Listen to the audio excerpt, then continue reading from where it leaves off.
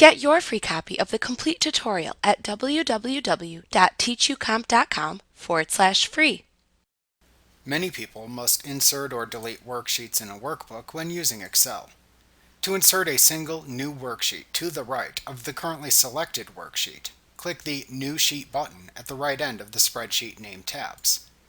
Alternatively, you can also click the Insert drop-down button in the Cells button group on the Home tab of the ribbon. Then select the Insert Sheet command from the drop-down menu. Alternatively, you could also press the keyboard shortcut of Shift plus F11 on your keyboard to automatically insert a new worksheet.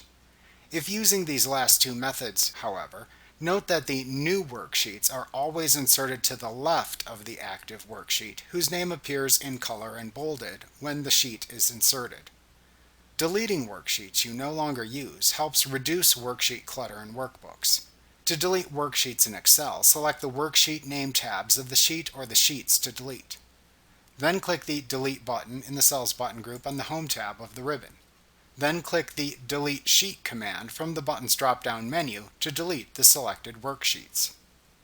Like what you see? Pick up your free copy of the complete tutorial at www.teachucomp.com/free.